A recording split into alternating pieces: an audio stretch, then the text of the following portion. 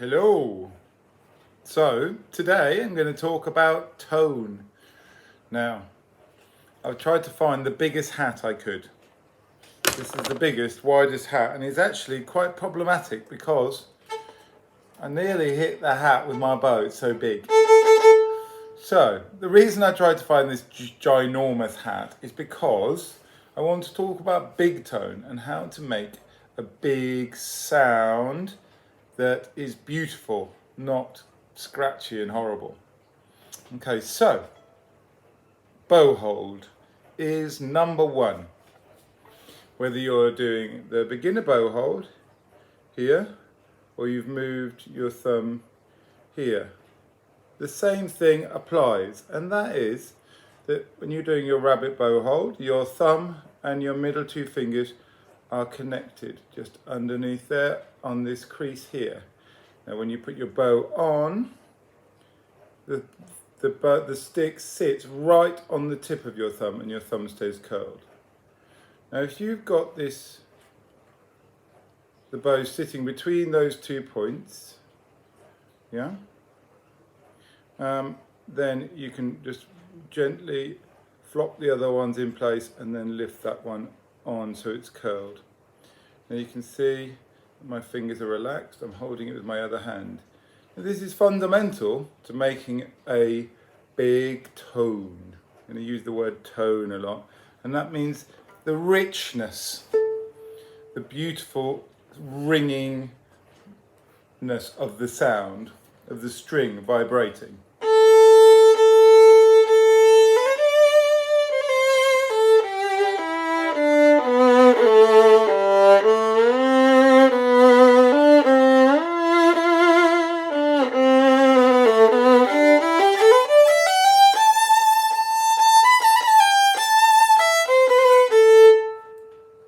Now, you can make a beautiful sound, and it can be quite quiet.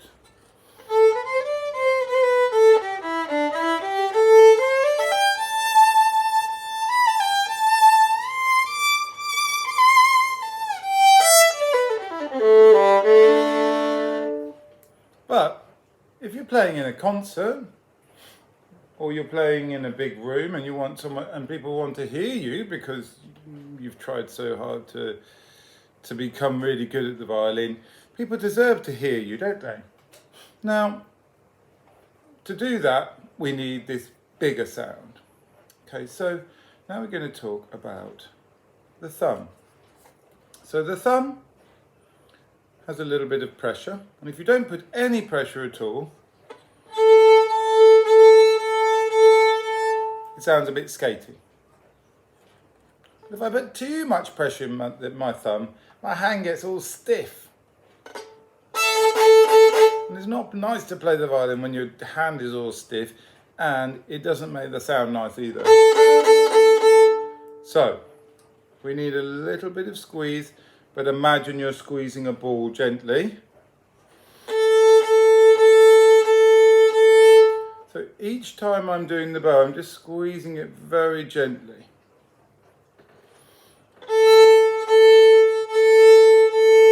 Can you hear how the sound sounds kind of round and whole? Because I'm allowing the string to vibrate. Now, I wonder if you can see it moving. You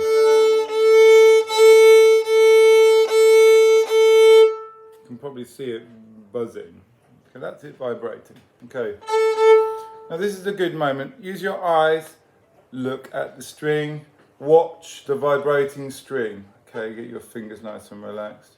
Elbow relaxed, shoulder relaxed. These are really important things for making a beautiful, relaxed, deep sound.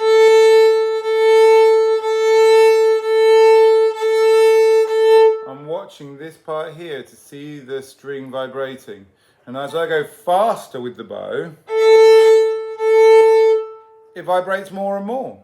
So, that tells me something. It tells me that the faster I move the string, the more it vibrates, the more sound it makes. And if I also make some very gentle pressure with my thumb, some gentle pinches, so I'm basically doing like this, like I was mentioning with the ball, Imagine you're squeezing a ball. If I do that with faster bows, oh, it gets really big and still sounding really beautiful. Okay, so now the third thing. So we talked about this squeezing. We talked about using more bow, faster bow. Now, 3 places you can use. Here, here in the middle, or even towards the bridge. Okay, so it's a bit quieter here. The further you go away from the bridge, the quieter it gets. Can you hear how clear that sound is when it's in the middle? Now it was getting louder and louder until here it got too scratchy and it started to be not nice. Okay, so experiment with that. Start over here.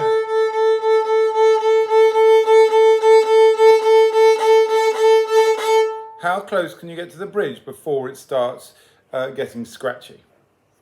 Okay, so that's the third thing. We had the pressure of the thumb, we had the speed, the movement of the bow, and now we've got where we put it.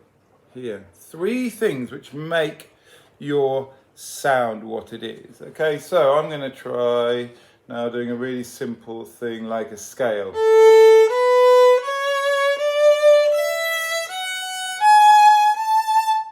My hat is too big.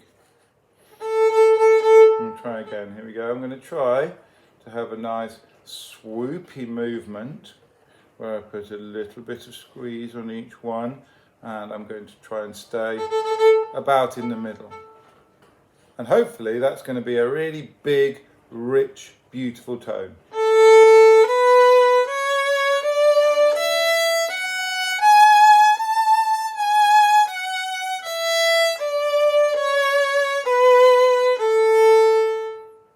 Now, for those of you who have already tried vibrato, you will have noticed that I'm adding vibrato as well, which is changing the sound again.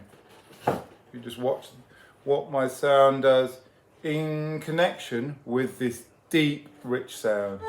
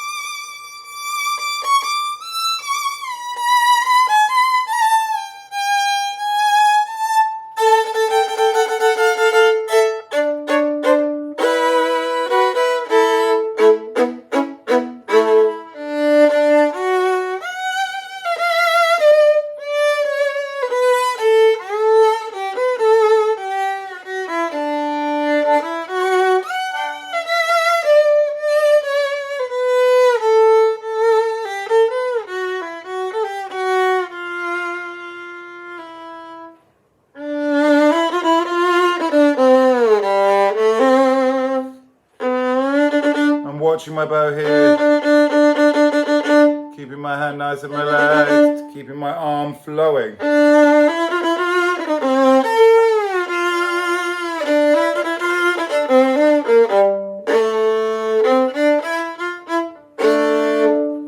There you go. Experiment with your tone, with the richness and depth of your vibrating of the string.